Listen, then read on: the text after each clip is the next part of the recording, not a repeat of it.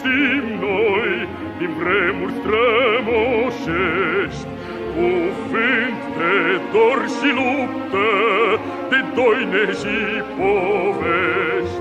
Dar dacă astăzi pacea e lege și scut, e pentru că pe lume partidul s-a născut.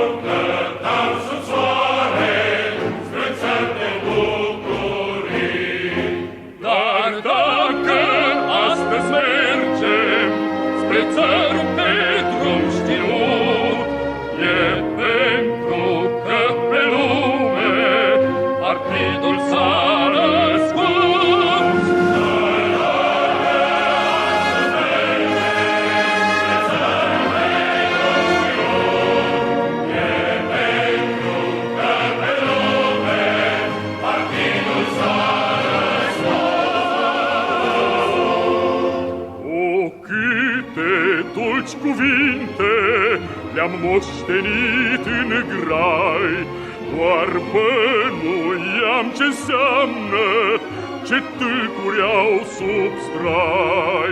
Dar dacă astăzi tâlcul de plin l-am priceput, e pentru că pe lume partidul s-a născut.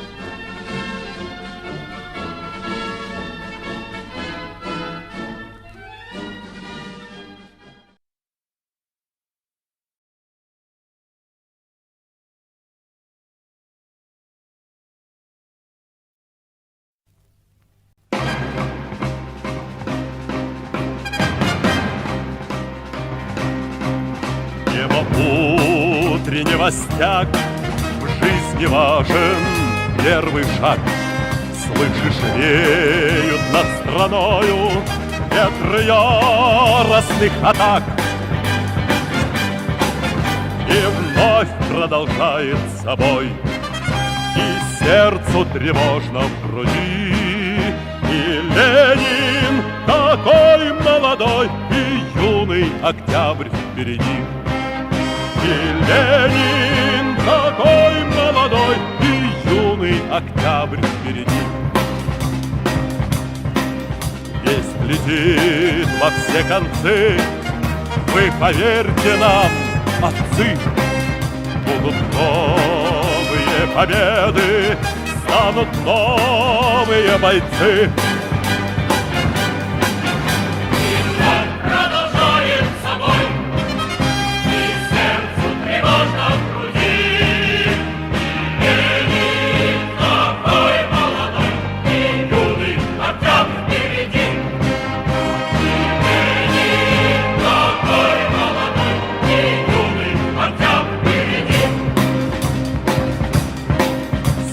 Милости не жди, жизнь для правды не щади. Нам, ребята, в этой жизни только с правдой по пути.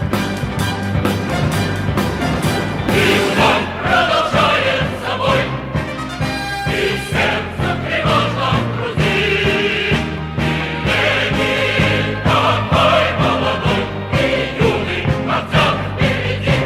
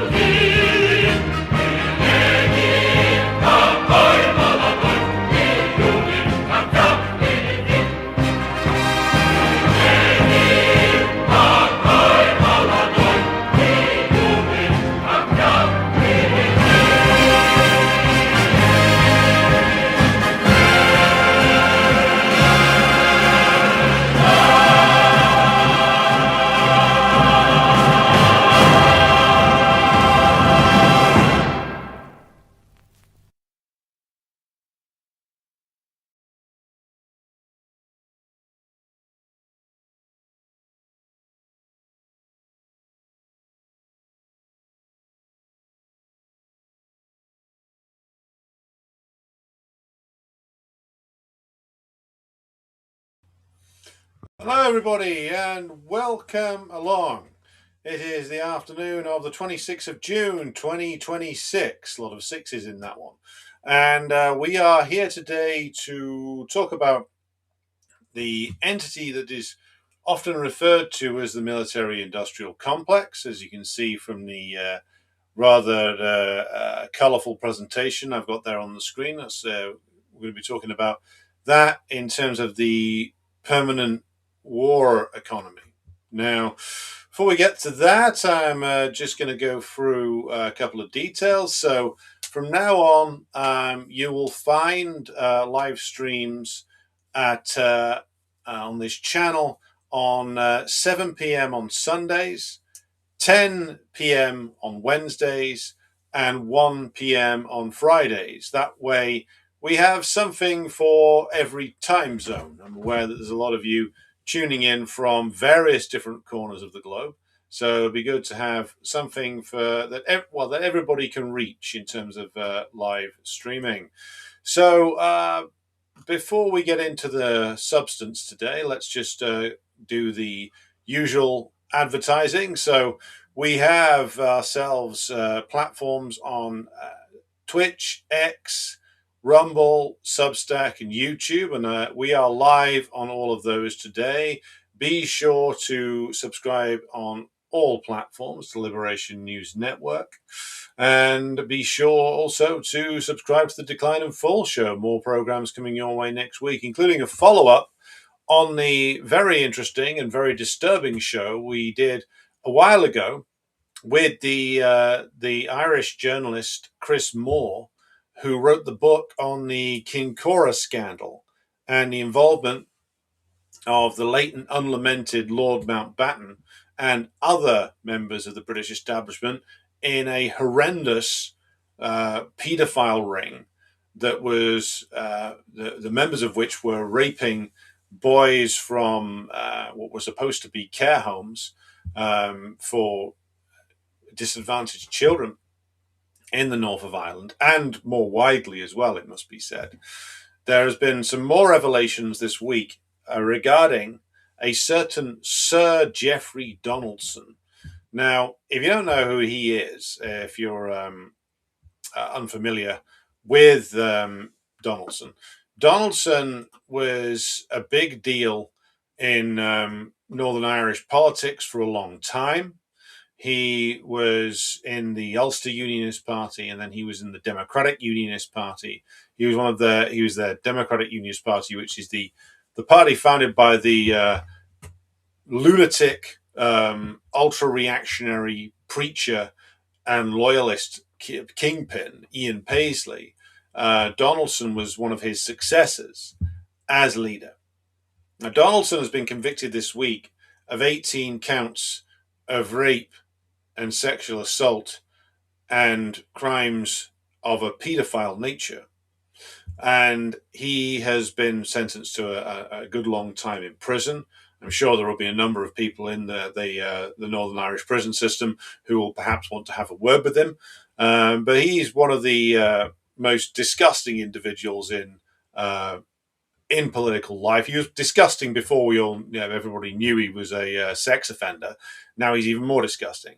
And he is that classic God-fearing Protestant preacher type, which is thumping the Bible with one hand and then raping and abusing children with the other. He is a truly disgusting character. But it's not just the fact that he's a revolting individual. It's the interesting thing about him is, well, what is his background? Now, when he was 20 years old, this is a good 40 years ago now, he was the assistant and driver to a man called Enoch Powell. Now, again, Enoch Powell is fairly well known if you're my age or older. To people of the younger generations, he's probably less well known. But there has been an attempt by various extremely online reactionaries to revive interest in him. But Powell was one of the leaders of the most ultra-reactionary elements in the Conservative Party. He famously prophesied a coming race war in Britain due to immigration. And then he was squashed by the Conservative Party leadership, who thought this was, for their own cynical reasons, a bit too much. And so he moved to the occupied 6 counties of Ireland, where he became an MP for the Ulster Unionist Party, which was the major loyalist party in the north of Ireland. And his assistant, when he was an MP, he was an MP until 1987. So his assistant then was a certain Geoffrey Donaldson. Now, Powell is implicated in a number of child abuse scandals, including he has links to the Kincora scandal. And Powell was noted to be a sadist of extreme proportions, a man who loathed women and, shall we say, was rather interested in, well, boys, let's be quite frank about this. And yet he chose Donaldson as his driver and his personal assistant. And Donaldson continued to speak very highly of Powell. He was also close to James Molyneux, former leader of the Ulster Unionist Party, and a man who was known to, shall we say, also favour boys of a very young age. So this is a man who's been defined by his relationships with very high-profile sex offenders, very high-profile rapists, and paedophiles. And then it turns out he himself is one. And everybody in the DUP leadership knew about this, as did, of course, the RUC, which is, I mean, they've called it the Police Service of Northern Ireland, PSNI, but it's still basically the RUC. Because the RUC had people following him. If the RUC knew, my guess is other agencies of the British state knew, because they have an interest in following these guys and getting dirt on them and being able to use them as a result. This is what they used Kincora for, apparently. So the security services and the RUC knew about what Donaldson was up to, and yet it took years and years and years for it to come to light. His own party colleagues knew what he was up to. People who went on missionary work with him to nations in sub-Saharan Africa knew what he was about. For all the phony air of like Protestant sobriety, the man was a drunk. A man visited, shall we say, certain parlors of a massage nature. It's just a general degenerate of epic proportions. And they all knew about this, and yet he was protected for years. He was protected by his party colleagues, and he was protected by the state, it would seem. So it raises the old question as to why. Why was Jeffrey Donaldson protected by so many people for so long? And when did the authorities, in the form of the RUC and the intelligence services, know about his crimes? Because he had to have been on their radar from his very early years when he was Enoch Powell's driver. Because Powell was a big figure in British reactionary politics for a long time. So, and people associated with him would have attracted the attention of the security services. So they must have known about Donaldson for years and years and years, and yet it took decades for this to come to light. So, hopefully, in the next week or two, we will be returning on the Decline and Fall show to talk with Chris Moore about various different things. A couple of other announcements regarding this channel. On the Patreon side of things, I have finally got around to reorganizing that side. So there's going to be two new, essentially, courses that are going to be run from next week for the first one, which is a long course on Marxist theories of the state. And we are going to be starting with close reading and study of Lenin's State and Revolution. That's next week on Patreon. So head over to there and subscribe if you want to get in on that. So we're going to be doing a study of State and Revolution. Then we're going to be looking again at Gramsci's State and Civil Society. Then Ralph Miliband's The State in Capitalist Society. Then Ernest Mandel's two long essays on the state, and then Nikos Poulantzas' work on the state as well. So that's going to run for several months, probably at least 3 to 4 months, at least, to get through all of that. So that's the first one. The second course is going to be even longer. That's going to take well over a year, and that is the reading of the major economic works of Marx, starting with his work, his introduction to a critique of political economy. It was written in the late 1850s, then through all of Grundrisse, then through all of Capital 1, 2, 3, then through the Capital Volume 4, which is Theories of Surplus Value. So all of that will be covered across the course of a year. It's going to be a rather interesting study to get through all of that, but there's been a lot of enthusiasm for it, because I think working together to get through something like Grundrisse, which is not the easiest of reads, is always good. So be sure to sign up for that one. Now, this brings us to today's questions with regard to military-industrial complex. But before Final point before we get to that, let's say hello to those who are in the chat so far. Again, be sure to like and share the stream if you have not done so already. So we have Speedy Bozo, we have Alex Moore from Fife, we have Anthony in Prague, we have N. Kenchington in rural Thailand, we have Zeal Zaro, we have Alm4655 from a roasting Shanghai, we have Akhmadovich Naz from Moscow, we have Robeson from Newcastle upon Tyne, we have Comrade Terry from over there, or down there I should say now, in the Merseyside area. We have You Are Free to Do As We Tell You, who says, if white America told the truth for one day, its world would fall apart, which is, of course, a song by the Manic Street Preachers when they were still vaguely interesting. We have Raise the Red Banner coming to us from New Zealand. We have Space Lord. We have Luxy223. We have Chris Rogers from Hong Kong. Alm says, question, what are your thoughts on the man-made climate change question? Is the concern merited or is something else afoot? Well, nobody denies that the climate of Earth is changing. Climate of Earth changes constantly. There's some people say climate change denial. No, very few people, even those who deny that there is that human activity contributes to climate change. Very few people deny that the climate is changing.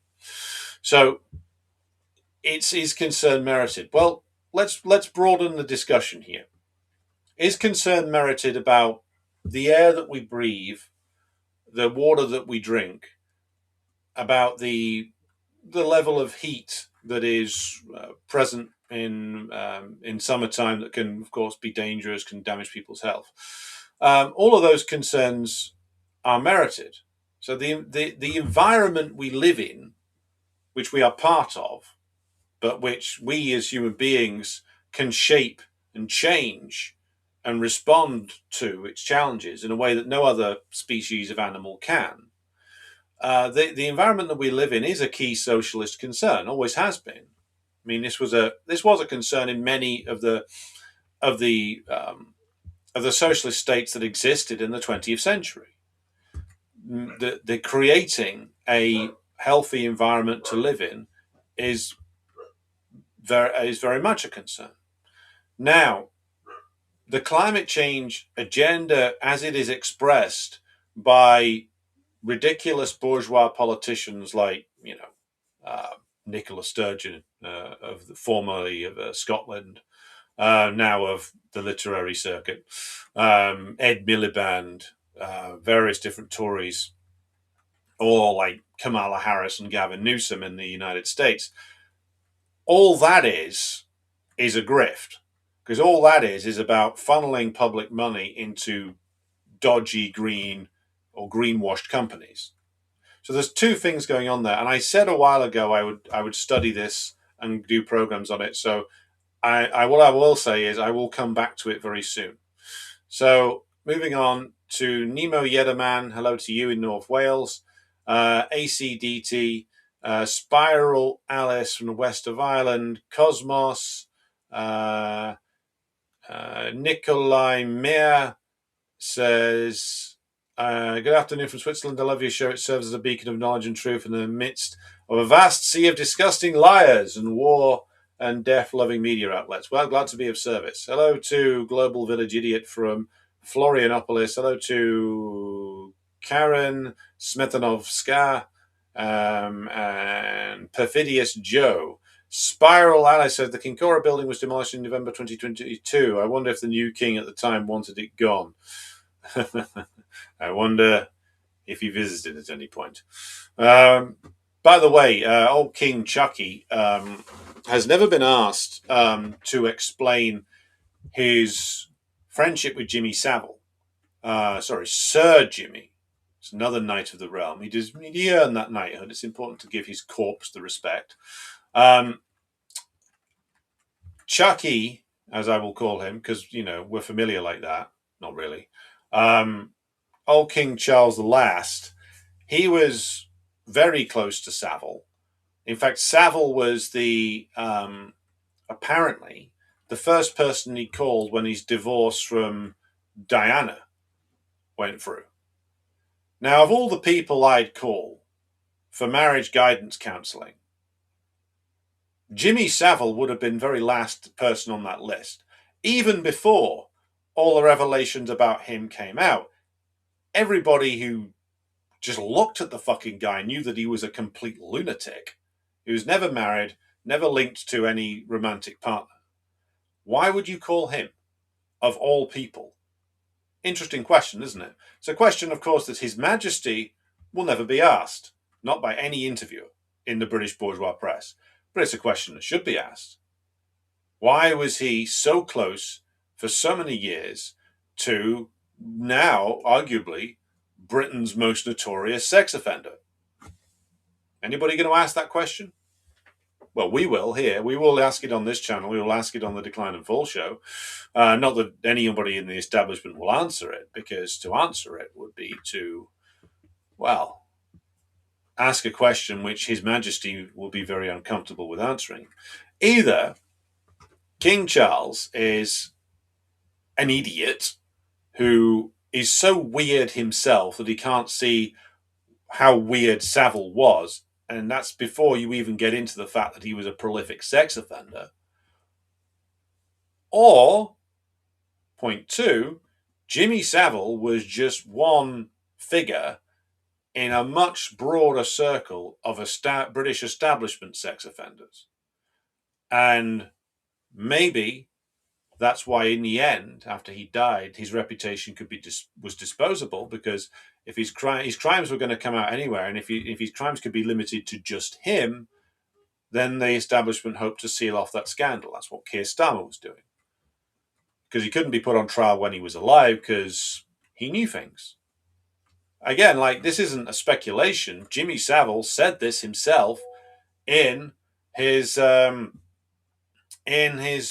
I believe it was his first autobiography in the early 1970s, when he said that, I'm paraphrasing now because I saw this many years ago, he said, sometimes a teenage runaway comes to me because of my reputation on TV. I keep her overnight, have my way with her. There we go. And then return her to the police the next day. They can't say anything, because if they did, I'd take half the station down with me. Now, read into that you don't need to read much into it. He's telling you what he's doing, and he's telling you how he gets away with it, because he has dirt on people. And I think he had a lot of dirt on a lot of people, which is why he got away with it. It's why he could never be put on trial when he was alive, because my guess is, to save his own hide, he'd have probably grassed up everybody. There's no loyalty between these people, after all. To save themselves, he would have confessed to everything and to everybody, which is why he could never be put on trial. Interesting questions for His Majesty. I wonder if anybody will ever ask him. Maybe after the revolution, if he falls into our hands, we can have the kind of trial that the Bolsheviks once meant for the Romanovs. Right, so here we go. Right, getting into the meat of the issue here, we will be talking about the thing referred to as the military-industrial complex and what this means. So, the Trump administration's defense budget for the financial year 2026 has crossed the $1 trillion threshold for the first time in history, an increase of 13.4%. The administration has announced its intention to push the financial year 2027 budget to $1.5 trillion. Yet, this is not a story of increasing industrial strength. It is a story of imperialist desperation, of a military superpower that spends 40% of global military expenditure and cannot produce enough 155mm artillery shells to supply the Ukrainians with. They can't build commercial ships at any kind of meaningful scale, and they depend upon the country that they identify as their principal adversary, that's China, for rare earth elements, batteries, and refined materials that underpin every advanced weapons system. So today we're going to trace these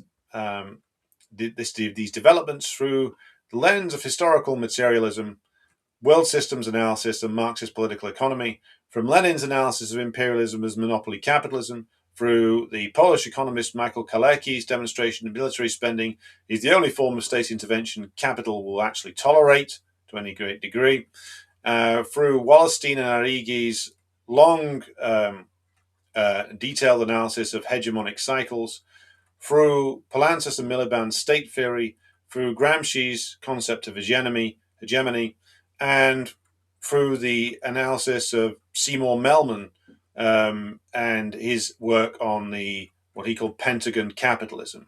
So what emerges is not a policy problem which can be reformed, but a structural crisis that is inherent to imperialism in its late stage. Now, this episode has been inspired by a link that was sent to me by a regular viewer, Angry Prole.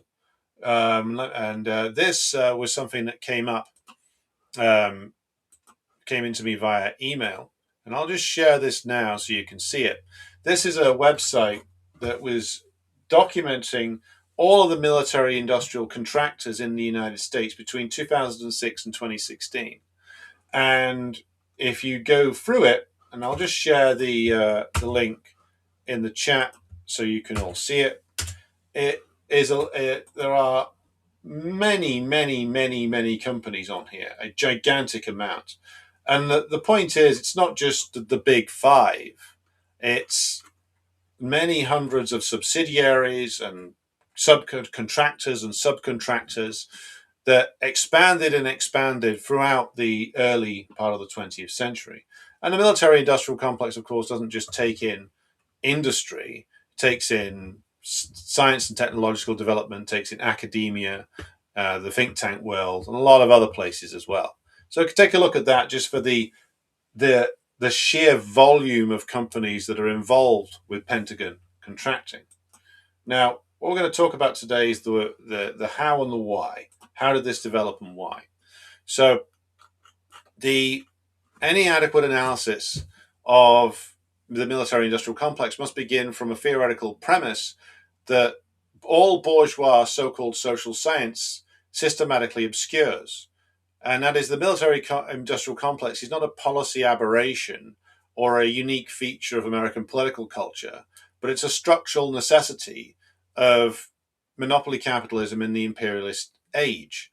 It is simultaneously an economic mechanism of surplus absorption and a political instrument of class domination and an ideological apparatus of hegemonic reproduction. So we're going to start then with Lenin and his work. Now, in Imperialism, the Highest Stage of Capitalism, which remains the indispensable starting point for any analysis of imperialism, Lenin identified imperialism not as a policy choice, but as a distinct stage of capitalist development, defined by 5 interrelated features: the concentration of production into monopolies, the merger of banking and industrial capital into finance capital, the export of capital exceeding the export of commodities, the formation of international monopolist associations, and the territorial division of the world among the great powers. The first 2 features illuminate the military-industrial complex's core. Finance capital exercises a virtual monopoly that strengthens the domination of financial oligarchy and levies tribute upon the whole society for the benefit of monopolists. Quoting Lenin there. The defense industry today, dominated by 5 big contractors who capture approximately 17% of $1 trillion budget, is a textbook expression of this concentration. The big 5, operating through cost-plus contracts, represent not any kind of competitive capitalism, but monopoly capital operating through the state. Lenin's third feature of imperialism, that is the export of capital, directly explains the militaristic character of imperialism. As Lenin says, typical of the old capitalism, when free competition held undivided sway, was the export of goods. Typical of the latest stage of capitalism, when monopolies rule, is the export of capital. Capital export requires military enforcement. Lenin observed that loans to dependent countries were typically stipulated such that part of the loan is granted that should be spent on purchases in the country of issue, particularly on orders for war materials or for ships. This is mechanism, debt-conditioned arms purchases, remains part of the lifeblood of the contemporary military-industrial complex. from NATO members compelled to spend 2% to 3% of GDP on so-called defense, to indebted nations in the global south forced to honor military equipment contracts even during periods of austerity. Lenin's summary observation retains its full force. Capitalism, he said, has grown into a world system of colonial oppression and of the financial strangulation of the overwhelming majority of the population by a handful of advanced countries, shared between 2 or 3 powerful world plunderers armed to the teeth. Unquote. The military-industrial complex on this reading is the military arm of finance capital, the coercive infrastructure required to enforce the global expansion of monopoly profits. Okay, so you can see here on the first slide the details of defense, the apparent incongruity between the amount spent by the US on defense and the amount actually produced, which is, of course, nowhere near the amount that they spend in terms of what they actually do produce. So now, if Lenin established the structural necessity of militarism, Michael Kalecki, the Polish economist, he took this further to look at why military expenditure became the politically acceptable form of state intervention to the bourgeoisie. In his work, Political Aspects of Full Employment from 1943, Kalecki demonstrated that capitalists would systematically oppose full employment if done through public works, unless the spending took military forms. Kalecki identified 3 reasons. 1, the dislike of government interference in the problem of employment as such. 2, the dislike of the direction of government spending, public investment and subsidizing consumption.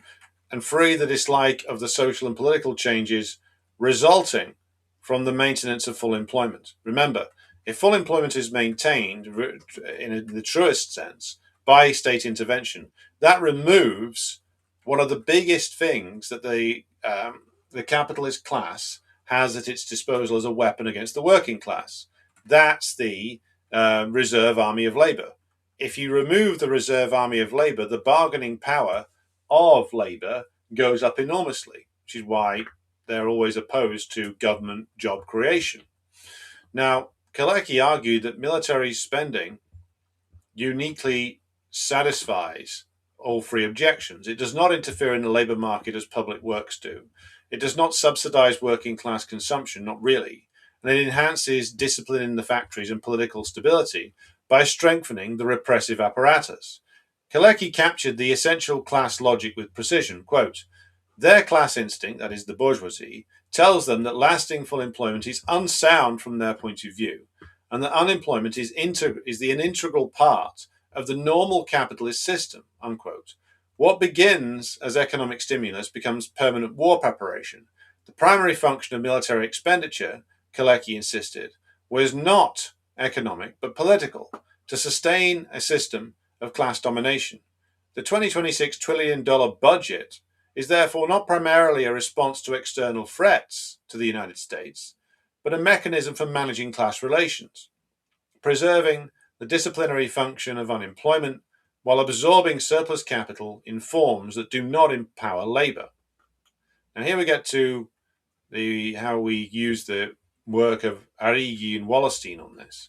Emanuel Wallerstein's world systems analysis situates the military-industrial complex within the macro-structural framework of the capitalist world economy, a system divided into core, periphery, and semi-periphery, held together by unequal exchange and maintained by hegemonic military power. The United States, as post-1945 hegemon, consolidated its position through a particular synthesis of capitalist and territorial logics of power, in which military power was the enforcement mechanism guaranteeing the terms of trade and subordination of peripheral labor. Wallerstein's most consequential insight is that militarism accelerates rather than reverses hegemonic decline. Quote, military aggression may tend to leave a country's borders where they started and will not improve its economic fortunes, but it can certainly hasten a power's decline. This was the case for Germany in the 20th century and is again the case for the United States now. Military spending in this analysis functions as a decelerator of hegemonic fall, consuming the resources it claims to protect. Giovanni Arrighi in the long 20th century provides the essential long-term perspective. Arrighi identified systemic cycles of accumulation in which each hegemon passes through material expansion followed by financial expansion. Quote, "It is at this time that the leading agency of systemic processes of accumulation begins to switch its capital in increasing quantities from trade and production to financial intermediation and speculation." Unquote. This shift, the signal crisis of hegemonic decline, defines American capitalism since the 1970s. For Arrighi, military expenditure during financial expansion functions as fictitious capital absorption. Money lending, deficit spending, and war profiteering conceal crises of overaccumulation and foreshadow the decline of hegemonic power, he observed. The contemporary military-industrial complex, with its cost-plus contracts, trillion-dollar procurement cycles, and systematic inefficiency, is precisely such a mechanism. It absorbs capital that the declining hegemon can no longer profitably deploy in production. Arrighi's framework reveals that American military overreach follows a historical pattern. The Dutch Republic, after its massive crisis in the late 17th century, diverted capital from commerce to armaments. The Fourth Anglo-Dutch War accelerated its decline. Britain followed the same trajectory after the 1870s to the 1890s, committing ever greater resources to naval armaments, even as the US and German industrial productions surpassed their own. In both cases, the declining hegemon attempted to compensate for lost productive competitiveness with coercive capacity, and the attempt, in the end, hastened the decline that they sought to arrest. Now, here we turn to state theory and the military-industrial complex. Nikos Poulantzas' structuralist theory provides a non-reductionist framework for analyzing the military-industrial complex's position within the state. Against both liberal pluralism and crude instrumentalism, Poulantzas argued that the state must be viewed relationally, or more exactly as the material condensation of the relation of forces between classes and class formations. The military-industrial complex is not simply a tool that capital picks up at will, nor is it an automatic function of accumulation. It is a strategic terrain where class contradictions are condensed and fought out. Poulantzas' conception of authoritarian statism, characterized by prodigious concentrations of power in the executive branch and the accentuation of the use of state violence, directly describes the American state under permanent war conditions. Ralph Miliband's The State in Capitalist Society complements this with empirical documentation of ruling class control. While where Poulantzas theorized the structural position, Miliband traced the social composition of state elites. Quote, "The state's alignment with ruling class interests arises not merely from structural imperatives, but from the direct permeation of state institutions by personnel who embody and advance those interests." His documentation of the revolving door demonstrates that the defense industry and military personnel are in practice the same personnel circulating between the state and capital. Miliband's insight that the dominant class rule requires greater exertion on a continuous basis, that the process of legitimation is primary, captures the Sisyphean ideological labor of the military-industrial complex. Force alone is insufficient. The permanent war economy requires the continuous production of consent. Here is where we bring in the work of Gramsci to aid our understanding. Gramsci's theory of hegemony is an indispensable complement to economic and state theoretical analyses. For Gramsci, ruling class power operates through consent, the construction of common sense that makes the existing order appear natural. The state is political society plus civil society, in other words, hegemony armored with coercion. The military-industrial complex is precisely this armor. The coercive apparatus that underpins the broader hegemonic project of American capitalism. Gramsci's insight that military violence is a constantly active component in the normal exercise of bourgeois power, not an exceptional measure but a structural feature, directly validates permanent war as constitutive of capitalist hegemony. The crisis of hegemony that he described, where the ruling class no longer leads but only rules, captures the contemporary American condition. As consent erodes, coercion fills the gap. The expansion of surveillance, the militarization of the police, the trillion-dollar escalation of military spending, in the absence of any plausible external threat.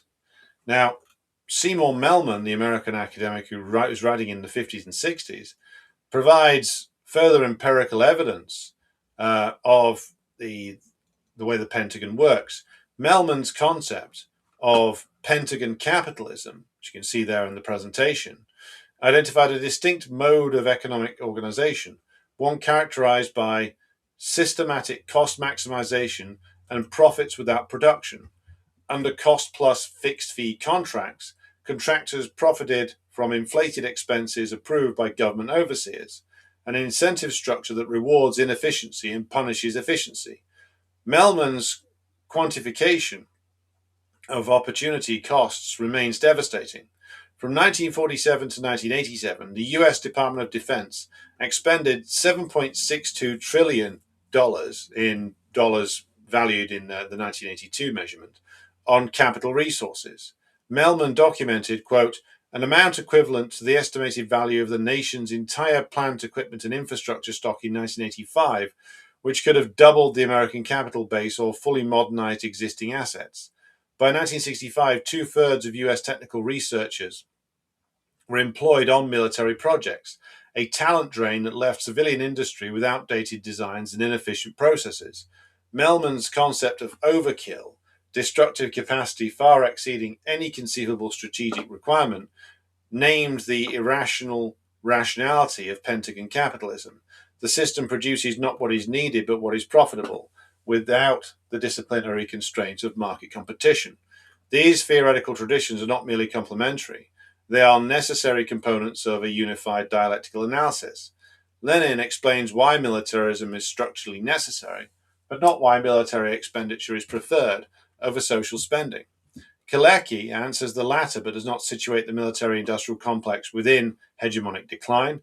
Wallerstein and Origi provide the macro-historical framework, but lack fine-grained state theory. Poulantzas and Miliband illuminate the state's role, but require Gramsci's hegemony theory to explain the ideological dimension. Melman demonstrates the economic functions and costs, but needs the broader imperialism framework to explain why the system persists despite its horrendous inefficiency.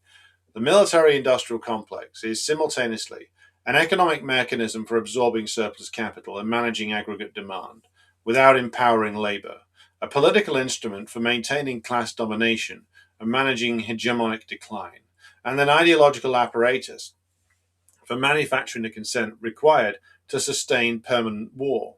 Any analysis that privileges one dimension at the expense of the others falls either into economic reductionism or idealism. Now, we'll get to the period of the war on terror in just a moment, but as a necessary precursor, it's important to point out that the military-industrial complex is really born of the Cold War. It's born out of the necessity of US imperialism taking on a truly global role.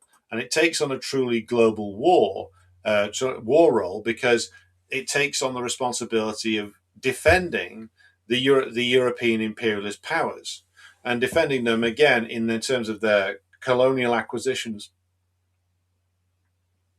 but also defending them against their own populations. Remember, the purpose of NATO is not only to put pressure on the Soviet Union and the Eastern Bloc. The purpose of NATO is, in reality, to help defend the ruling classes of Western Europe and Britain against their own working class population. That's the absolute biggest usage of NATO. That's the biggest reason why so many countries join it. Now, the end of the Cold War, of course, didn't see the end of NATO or the end of the military-industrial complex. If anything, it grew and grew and grew. Now, the period that we looked at on that website, supplied to us by regular viewer Angry Prole, 2006 to 2016, the peak years of the Afghan and Iraq wars and occupations, this reveals the mature form of the permanent war economy that the Cold War launched and that the war on terror consolidated further. At the apex, of course, are the prime contractors, the big five: Lockheed Martin, Boeing, Raytheon, Northrop Grumman, and General Dynamics. In the 2006 to 2016 period, these five firms alone received approximately $771 billion in Pentagon contracts.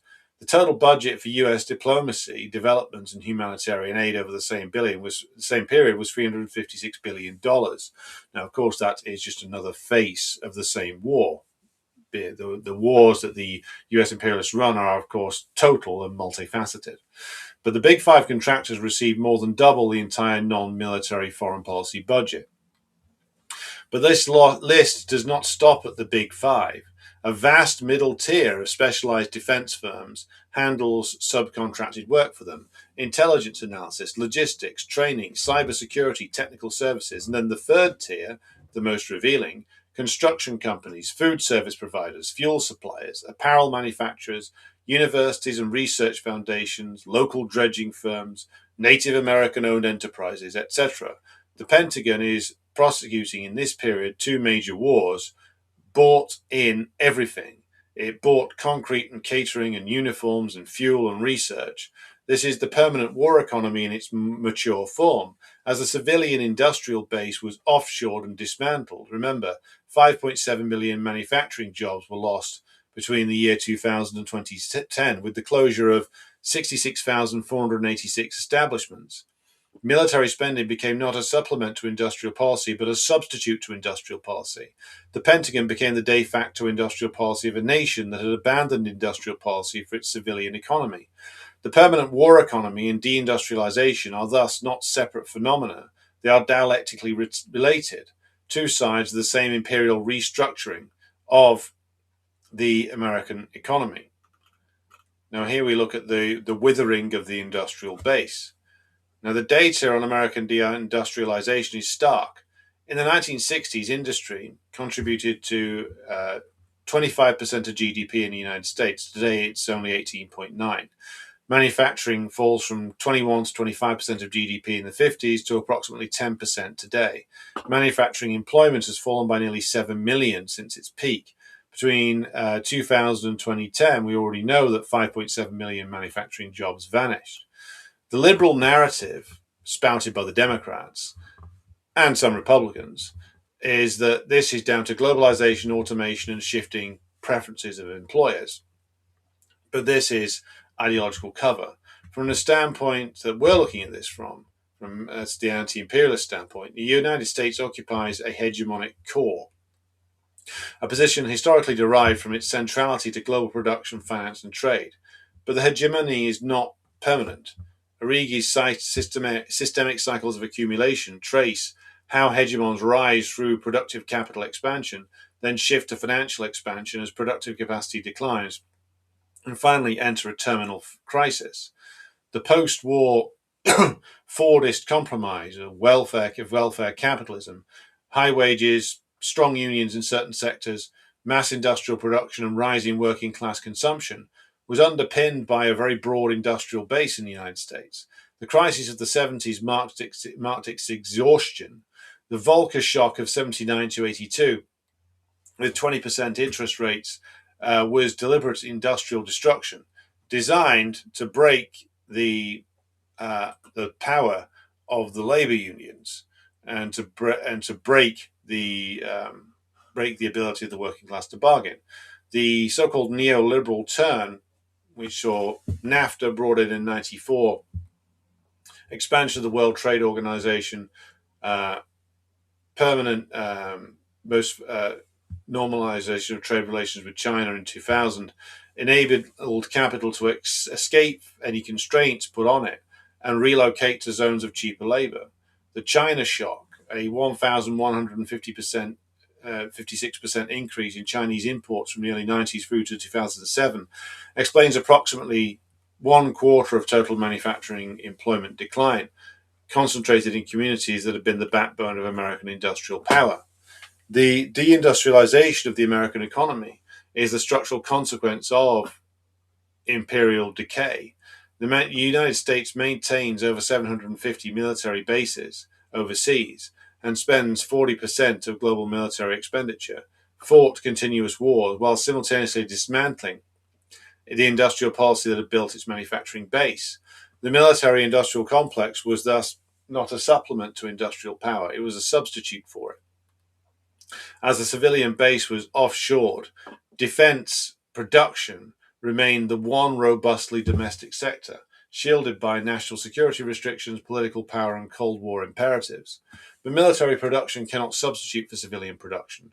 It is capital intensive, not labor intensive.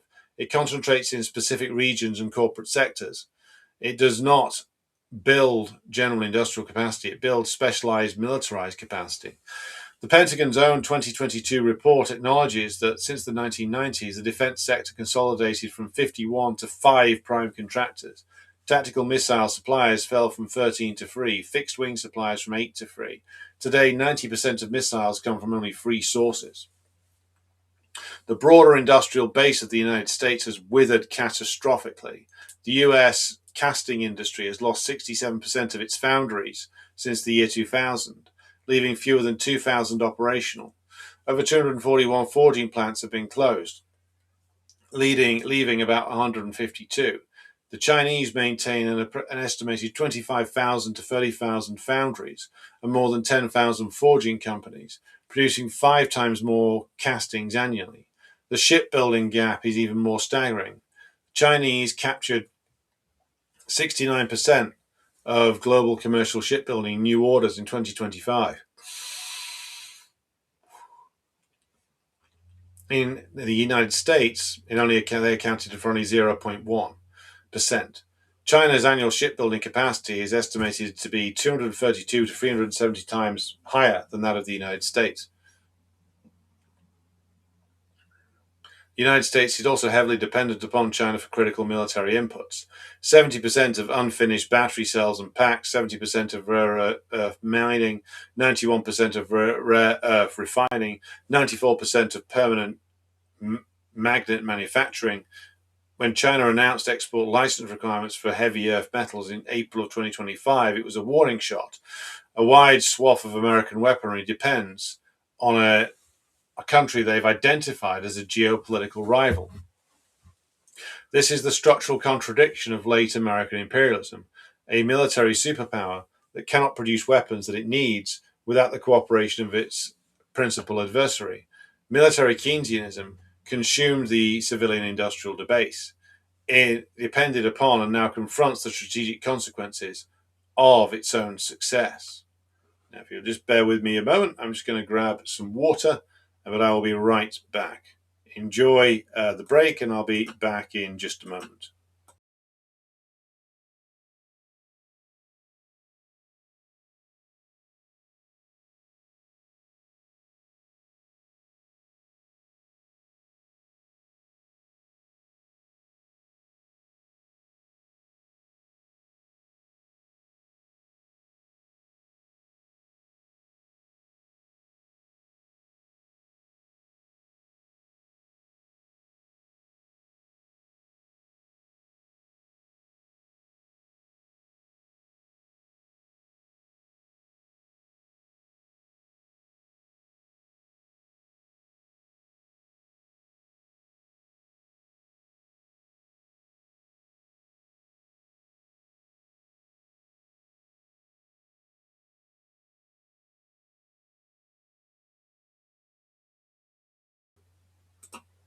Right, here we go back again. So, the current crisis, we're going to look at the sheer incapacity of the military-industrial complex to actually produce the very things that the Pentagon planners now say they need for conflict with a peer-level competitor.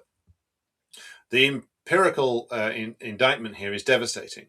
The Iowa Army ammunition plant, a centerpiece of US 155mm shell production, acknowledged in summer of 2025 that it was producing 40,000 rounds per month, the same figure as September 2024, with no improvement.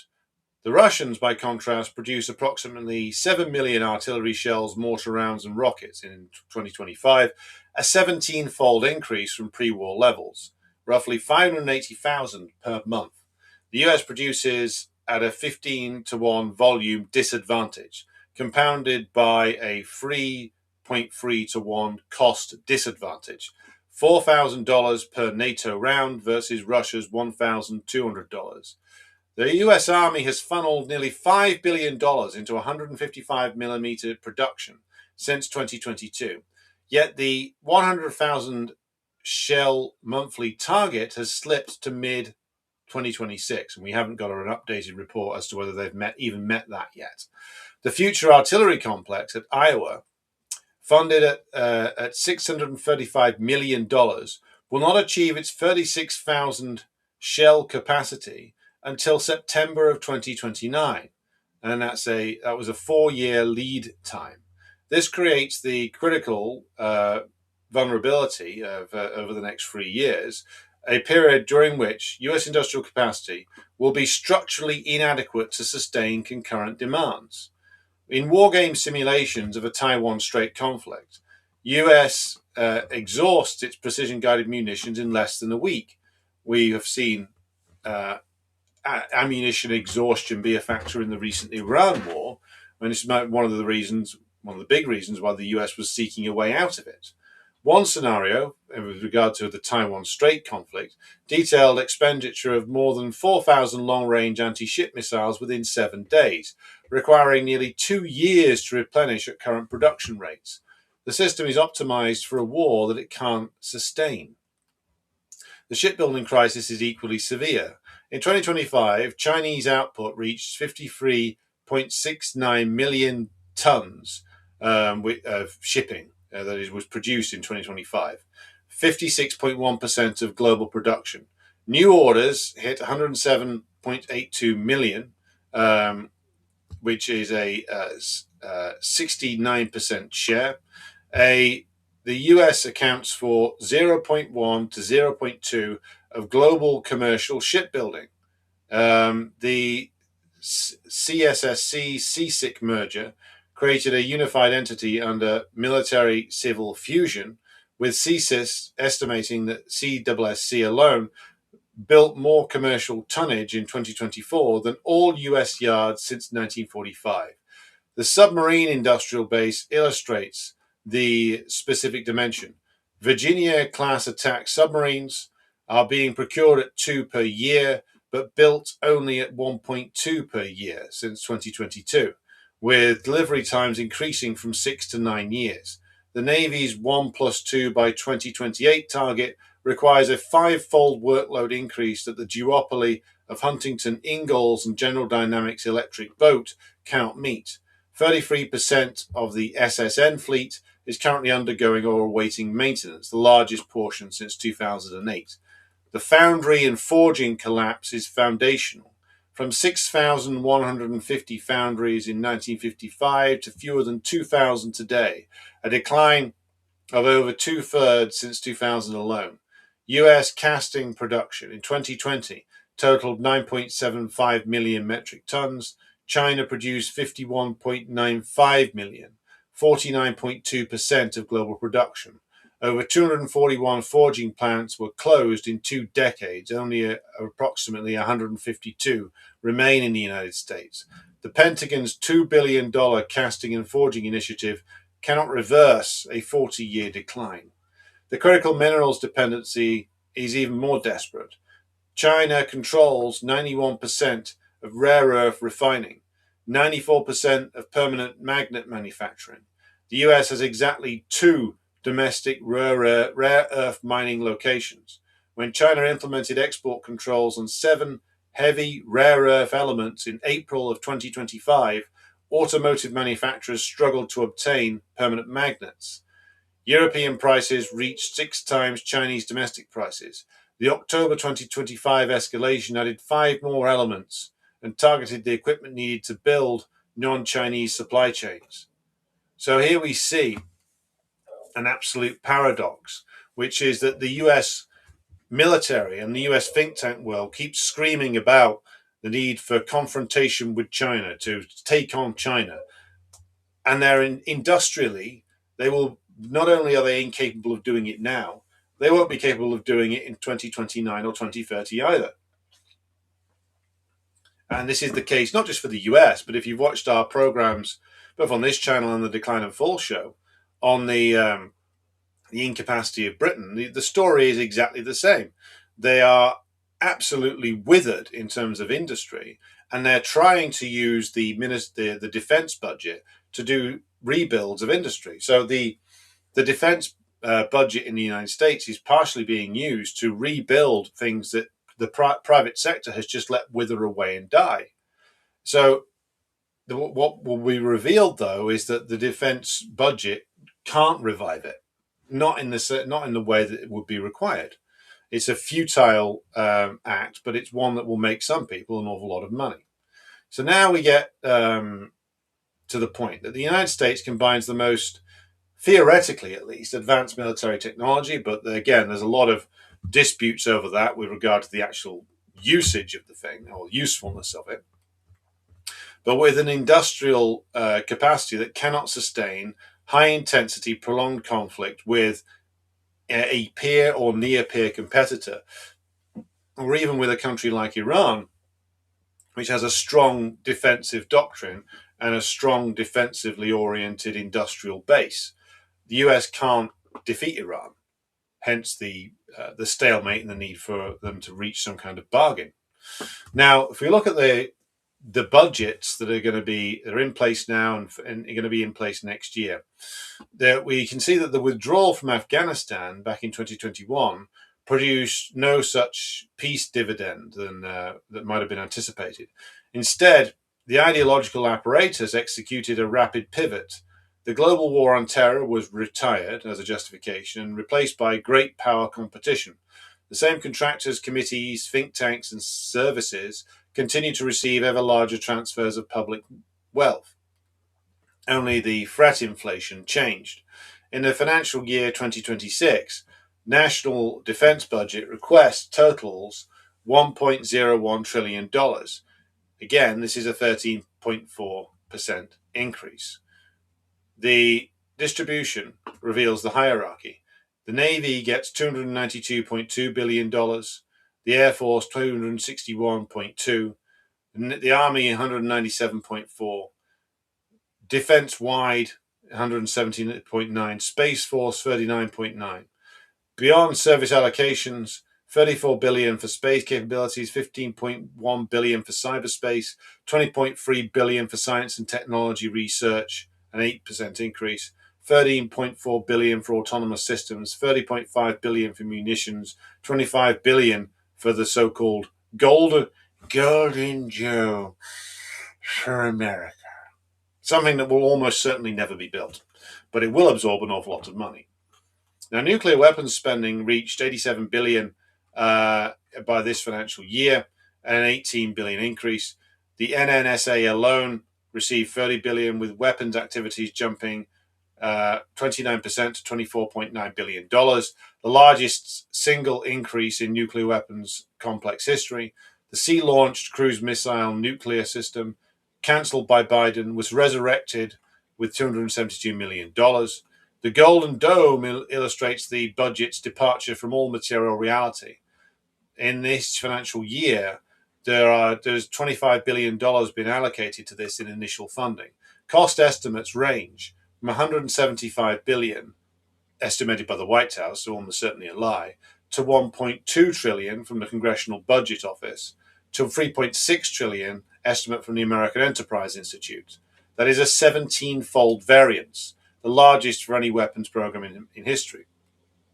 The Vice Chief of Space Operations, General Geitlein, acknowledged in early 2026 that the estimate had already risen $10 billion to $185 billion because, quote, we were asked to procure some additional space capabilities. I want to put the the Golden Dome on Mars as well. Maybe. A euphemism for the program's infinite expandability. The 2027 financial year request of $1.5 trillion accelerates this dynamic, comprising $1.15 trillion discretionary plus $350 billion mandatory reconciliation. The largest nominal and inflation-adjusted increase since the Second World War. Pentagon Comptroller Jules Hurst III, great name, described it as a, quote, generational investment in the arsenal of freedom. There you go. Allocating $756.8 billion for new capability investments, $18 billion for Golden Dome organization and operationalization, $74 billion for drone and counter-drone systems, $71.4 billion for nuclear modernization. Now, the simultaneous demand for efficiency cuts compounds the contradiction.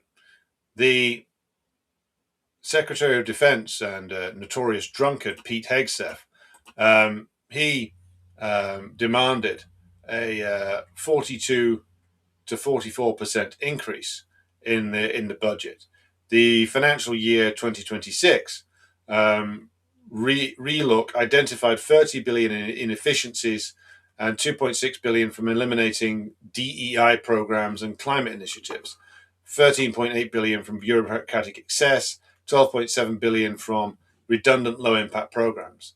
The actual Doge-related cuts, remember Doge, amounted to roughly $11.1 billion, far less than claimed, and that was drawn almost entirely from workforce reductions. The efficiency rhetoric targets civilian infrastructure while preserving the war-fighting apparatus. It is political purification, not fiscal discipline. The Congressional Budget Office projects federal debt rising from 100% of GDP in 2025 to 156% of GDP by 2055. Interest payments on the debt already exceed defense spending, $870 billion versus $850 billion in 2024. The 2027 financial year surge will add an estimated $5.8 trillion to the national debt over a decade. The administration claims tariff revenue will cover the increased costs, but the Congressional Budget Office estimates that the current tariffs will only raise $2.5 trillion at most through to 2035. That's less than half of what will be required. This is a feedback loop of imperial self-consumption. Past military spending, financed by debt, consumes present military capacity through debt service, even as present spending generates new debt for future consumption. The Pentagon is not preparing for a war with China. It is performing the preparations, staging budgetary theatre while its ammunition plants remain frozen in the technology of the 1940s. Its shipyards cannot meet delivery schedules. Its precision-guided munitions would exhaust in the first week of combat. They can't fight the Chinese using this system, in short. Now, here we look at the immense amount of profits that are made. So, from 2020 to 2024, private firms received $2.4 trillion in Pentagon contracts, approximately 54% of the department's discretionary spending. The Big Five captured $771 billion of that total, which is more than double the $356 billion invested in other areas related to non-lethal types of American warfare, should we say, diplomacy, so-called aid, etc. Now, Lockheed Martin reported revenue of $75.9 billion in 2025, profit of $6.1 billion. Raytheon reported $95 billion. General Dynamics brought in $52 billion. Northrop Grumman reported $42 billion. Boeing's defense division contributed $34.2 billion of $89 billion in total revenue. These revenues place the Big Five contractors in a category normally reserved for nation states. Yet unlike competitive corporations, they extract revenues from the federal treasury through procurement mechanisms designed to guarantee profitability regardless of performance. Three structural mechanisms ensure this: cost plus contracts, sole source procurement, and congressional earmarks. Cost plus contracts reimburse all allowable costs plus an 8 to 12% fee. The more a program costs, the more profit the contractor earns. So they are structurally incentivized to actually be inefficient. The F-35 jet exemplifies this pathology. Lifetime cost reached 2.1 trillion in 2024, up from 1.7 trillion, with acquisition costs 89.7% above the initial estimate. Mission capable rates stand at 51.9% for the F-35A, far below the 80% target, with 873 unresolved deficiencies. Yet Lockheed's profits grow because every overrun generates additional fee income. Sole source procurement eliminates competitive pressure. Once awarded, switching contractors is structurally impossible. The Sentinel ICBM, 81% over its 2020 baseline at $140.9 billion, triggering a Nunn-McCurdy breach that by law should trigger termination, was certified for continuation regardless because no alternative contractor exists. Congressional earmarks provide political protection. Lockheed deliberately spread F-35 production across 48 states, ensuring nearly every district contains jobs tied to the program. As William Hartung documented, this carpet bombing of districts with jobs, dollars, and profits makes the F-35 politically immortal. In the 1990s, Pentagon officials actively encouraged monopoly mergers that created the today's structure. Since the 90s, major aerospace and defense companies contracted from 51 companies in the 90s to 5 now. Tactical missile suppliers fell from 13 to 3, fixed wing suppliers from 8 to 3. Today, 90% of all missiles bought by the Pentagon come from free sources. This is Lenin's fifth feature, imperialism in concentrated form, the formation of international monopolist associations which share the world among themselves. But a significant shift is underway. The rise of non-traditional contractors, Anduril Industries, founded by Palmer Luckey of Oculus VR, secured a $20 billion contract ceiling with the Army. Palantir reported $1.8 billion in government revenue in 2025, growing over 40% annually. Musk's SpaceX holds $22 billion in cumulative federal contracts, growing at 30 to 40% annually. These firms represent a new stratum combining Silicon Valley venture capital with Pentagon procurement. They grow 5 to 20 times faster than legacy companies. They build businesses on software, data, and autonomous systems rather than hardware. They bring the belief that technology can solve any problem, that data is the new oil, that autonomous systems can replace human judgment, which is, of course, all entirely wrong. This, though, is Arrighi's financial expansion operating within the military-industrial complex. Capital migrates from the production of use values to the extraction of rents from information infrastructure. The 2027 financial year budget of $1.5 trillion will accelerate this migration, directing billions into software-defined capabilities, while the industrial base producing shells and vessels continues to decay. The Defense Innovation Fund, with $979 million in this year's budget, quote, rapidly prototypes and fields dual-use technologies, unquote, erasing the boundaries between military and civilian technology. The same firms building autonomous drones for the military build autonomous vehicles for civilian usage. The same firms analyzing intelligence data for the Pentagon analyze consumer data for corporations. This is not because it serves genuine security needs, but because it serves the profit needs of the tech industry. Now, it wouldn't be complete looking at the U.S. military-industrial complex without taking a look at the ideological apparatus. Now, the military-industrial complex is not merely an engine of economic extraction. It is equally and necessarily a machine for the production of imperialist ideology. Gramsci's concept of the integral state, that is, political society plus civil society, in other words, hegemony armed with coercion, describes the concrete structural fusion in which the coercive power of the military provides the armored shell, which a broader hegemonic project operates in. The project is the construction of permanent war as common sense. The mechanism of the war is the war of position, Gramsci's term for the slow, patient construction of ideological hegemony through institutions of civil society. The self-reinforcing cycle operates with machine-like precision. Defense industry revenues fund think tanks produce threat assessments, politicians cite those assessments during budget debates, appropriations flow back to the defense industry, a portion of that is reinvested in the think tanks, and the cycle begins all over again. The scale is substantial. As of 2024, the arms industry employed 950 lobbyists, an increase of 220 from 2020, producing approximately 1.78 lobbyists for every member of Congress. Who gets the 0.78? I'm not sure. Defense lobbying reached $159.4 million in 2024, surging 24% in 2025 to over $50 million a quarter. Lockheed Martin alone spent $15.7 million on lobbying in 2025. The think tank funding network is equally revealing. The RAND Corporation alone received $1.029 billion between 2014 and 2019, 95% of all tracked defense-related think tank funding. Its experts testified before Congress 129 times during that period, nearly always with the implicit or explicit recommendation for more military spending. The mechanism is transparent. The Pentagon funds RAND through federal contracts, $328 million in the 2024 financial year alone. RAND produces analyses validating the Pentagon's budgetary requirements.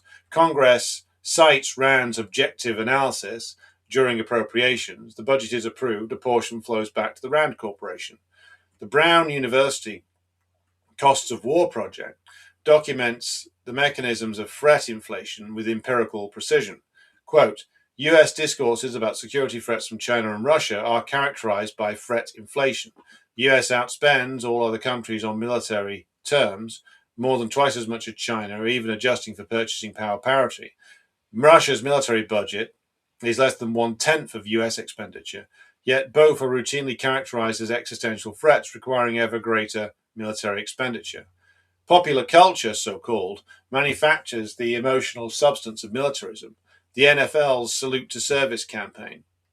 Between 2012 and 2015, the Department of Defense paid at least $6.8 million to professional sports teams for paid patriotism events, on-field color guards, national anthem performances, hometown hero videos shown at games.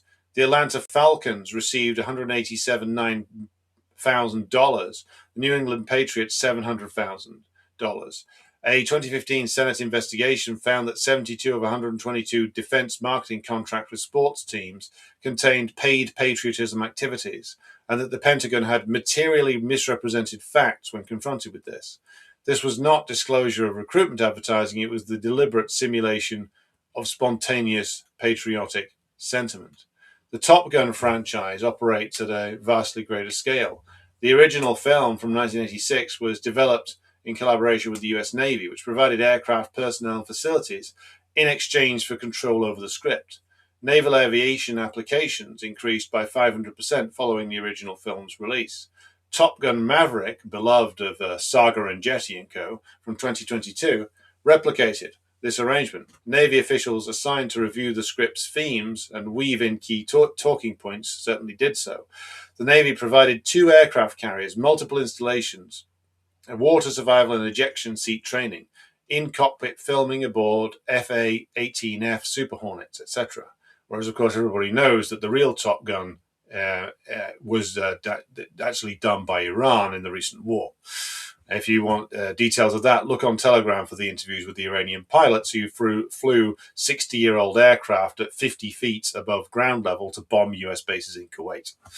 Now, that film, though, Top Gun 2, this time it's less gay, that grossed nearly $1.5 billion worldwide, delivering a recruitment message to hundreds of millions under the guise of entertainment.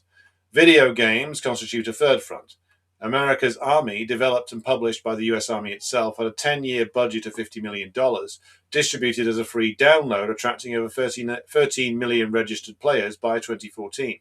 The developers describe it as, quote, strategic communication device, intended to inform, educate, and recruit prospective soldiers. The Pentagon's esports initiatives place active duty personnel on streaming platforms like Twitch, where the Navy spent approximately $4.3 million on outreach. The US Army plans to spend $26 billion on gamification and simulation training by 2028. Education represents more direct penetration. The Junior Reserve Officers Training Corps operates in more than 3,500 US high schools, with over 500,000 student cadets taught by retired military officers. The Junior Reserve Officer Training Corps focuses on leadership development, military science, and citizenship. And direct quote there from their material. Curriculum functions as disciplinary socialization into military subjectivity.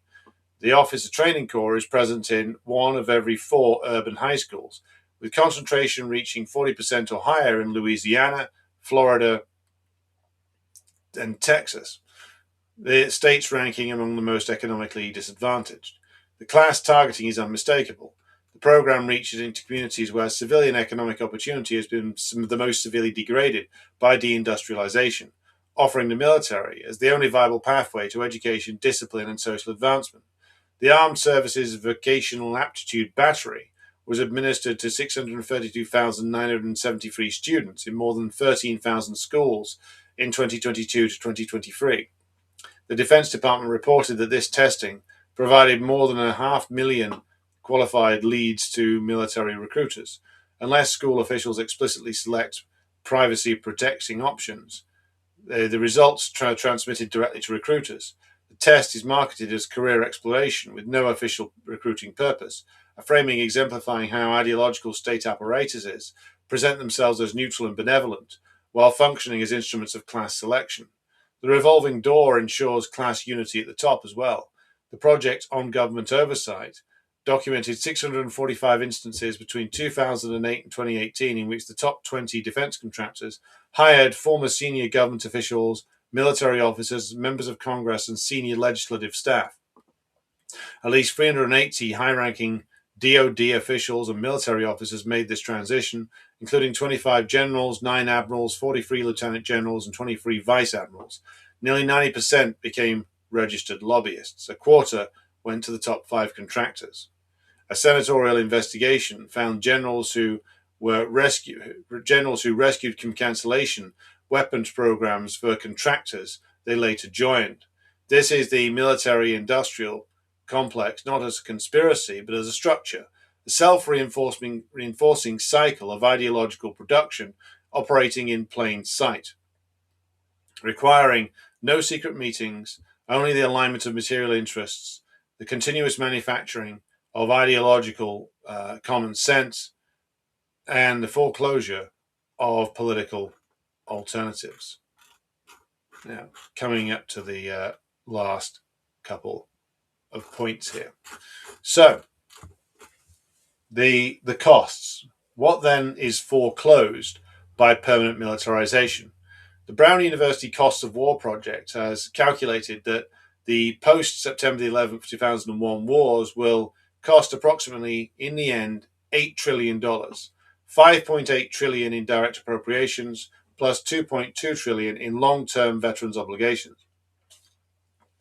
This includes $2.3 trillion in overseas contingency operations, over $1 trillion in interest payments on war debt, roughly $900 billion in increased Pentagon base budget, $1.1 trillion in homeland security spending, and nearly $2.2 trillion in future veterans care.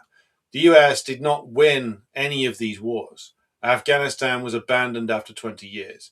Iraq was largely withdrawn from and remains very unstable, definitely not under the control of the United States. Now there is arguably more Iranian influence in Iraq than American, in certain areas at least.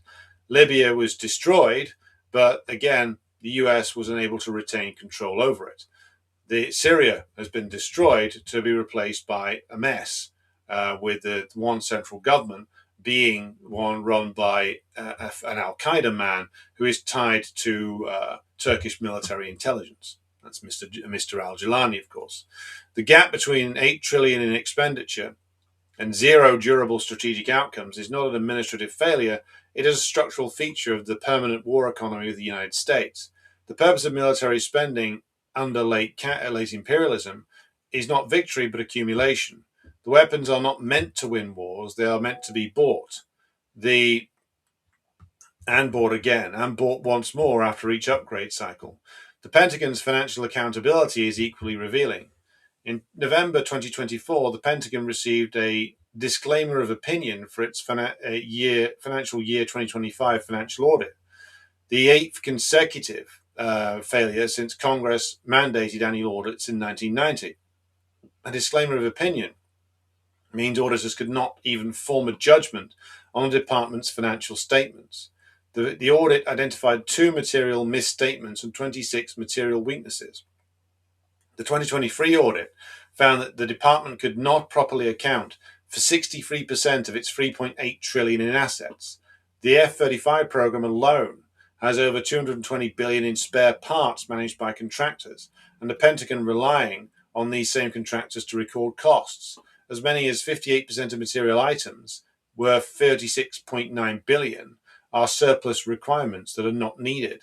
The department made nearly $7 trillion in adjustments to its ledgers in a single year, of which $23 trillion lacked receipts. This is not administrative incompetence. Normal state agencies do not fail audits for 8 consecutive years without consequences. The Pentagon's immunity reveals the military-industrial complex as a zone of capitalist accumulation that is entirely exempt from normal accountability, what Nikos Poulantzas would recognize as the state's relative autonomy taken to the extreme degree. The employment data is equally devastating. Military spending produces approximately 5 jobs per 1 million expended. Education spending produces 13, nearly 3 times as many. Healthcare creates 9.8, approximately double. Energy can create 7 to 8, still 40 to 60% more than military spending. The defense sector captures 52% of all discretionary federal spending, leaving 48% for education, healthcare, housing, environmental protection, transportation, scientific research, etc. In 2027, the request from the DoD of $1.5 trillion makes the class content explicit. The administration proposes a $2.6 trillion worth of cuts to waste, fraud, and abuse, targeting Medicaid, Medicare, childcare, education, and environmental programs, while increasing military spending by 42 to 44%.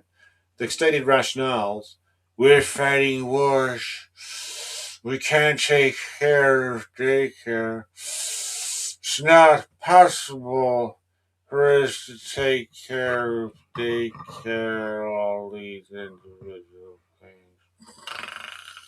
They can do it on a state basis, said the president recently. Non-defense discretionary spending faces a 10% cut, while the Pentagon absorbs a $500 billion increase. This is fiscal policy as class warfare in its most transparent form. The working class pays the tariffs, regressive consumption taxes, raising prices on imported goods. Working class pays the taxes, or will pay them when the debt comes due. Working class loses healthcare, education, housing assistance, and environmental protection that is cut to fund the buildup. And the defense industry, the same industry that cannot pass an audit, cannot deliver weapons on time or in cost, and cannot produce aircraft that are capable of flying half the time, still collects the profits. The Congressional Budget Office projects federal debt rising from 100% of GDP to 156% by 2055. Interest payments will total $13.8 trillion over the next decade. By 2025, interest costs will consume 1/6 of all federal spending. This is an even greater wealth transfer to Wall Street, of course. By 2052, interest will exceed all discretionary spending, meaning the US empire will spend more servicing debt from past wars than on all current government spending operations combined. The permanent war economy thus faces a triple contradiction. Fiscally, it is in the end unsustainable. Interest on war debt consumes resources that could fund the wars themselves, and each additional trillion accelerates the spiral. Strategically, it is self-defeating in the end. The US spends more on defense than any nation in history, yet cannot produce sufficient artillery shells, cannot build ships competitively, and cannot source critical minerals without its principal adversaries' cooperation. Politically, it is delegitimizing. A society that devotes its resources purely to weapons, whilst all of its infrastructure crumbles, schools decay, people sicken without healthcare, and the infrastructure of the United States will get to the point where it not only can't be maintained but cannot even be rebuilt when it falls to pieces, as is the case of that bridge in Baltimore. This is a country that will not maintain social cohesion that the imperial hegemon desperately requires. Gramsci's concept of hegemony, leadership secured through consent rather than force, illuminates the terminal contradiction. The military-industrial complex's ideological apparatuses can sustain public acquiescence only so long as material conditions do not deteriorate beyond a certain threshold. When military spending crowds out healthcare, education, and other public spending priorities, when tariffs raise prices while wages stagnate or fall, when interest payments consume fiscal capacity for any future social investment, the consent of the population will start to further decay. The state must then rely more heavily on coercion, surveillance, militarized policing, and the suppression of dissent. But coercion is expensive, and its expansion further strains the fiscal base, deepening the contradiction it was meant to resolve. So, that is our look at the military-industrial complex, so-called. In the end, it cannot escape the realities of late-stage American imperialism. It is fundamentally something which is horrendously inefficient, absorbs an awful lot of money, makes profits for certain companies that are entirely bankrolled by the state, but produces fewer and fewer actual items that can be used for warfighting. And what it does produce is horrendously over budget and very inefficient, meaning that the US will have to rely more on their vassals to do the fighting for them, to then do the dirty work of fighting China themselves. It's the reason why they won't let the Ukraine war end. It's the reason why they're going to try and use the Philippines, Japan, the occupied Korea, Taiwan, etc., and in Europe use Germany, Britain, Poland to tie down the Russians. Fundamentally, though, this is completely unsustainable. The US, in the end, will not be able to escape the need to actually fight its rivals, but it cannot fight its rivals. This is a system that is declining rapidly, but becomes more dangerous as it does so. Now, I'll just pause there to take in any further comments. Hello to Jenny, our moderator. Hello to Jerry. Hello to Will Johnson. Hello to Abolish NATO. I used the Kimi AI service to do the presentation in the German Bauhaus style. I thought it looked excellent. Walter says Palmer wasn't bullied enough for that barefoot cyberspace floating picture. I haven't even seen that. Hello to Luxy223, Zukov's Boots, David King, Jin Toki says, no way you're wearing a blazer in a 35-degree heat wave. It's just pissed it down here, so Scotland is on a different level. Rami says they make fighter jets that are used one time and need a week of maintenance. Yes, they do. And the control over the F-35 remains with the contractor. I mean, the supplying contractor. Meaning, if the British and other European countries buy an F-35 jet, much of the systems within it remain controlled by the US producers. The maintenance on it will have to be done by them. You can't buy this thing and then run it yourself. You'll have to keep going back to them for both hardware and software updates. I heard a law was passed in the US that makes it have to maintain 11 carrier groups. Just imagine all the resources going into that. I hadn't heard about that, but it wouldn't surprise me.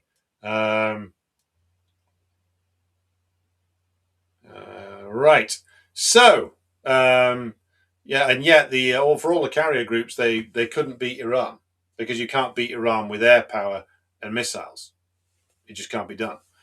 So we're going to be coming back to the Iran war and the Russia war on Sunday of the upcoming week. So be sure to join us for that.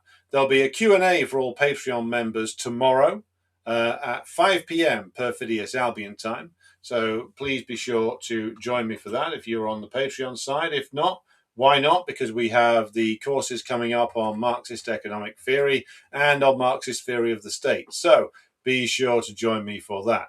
But until tomorrow on Patreon or Sunday on all other channels, thank you for joining me. I'll be back with you again soon, and I will throw you back to your video intro and outro.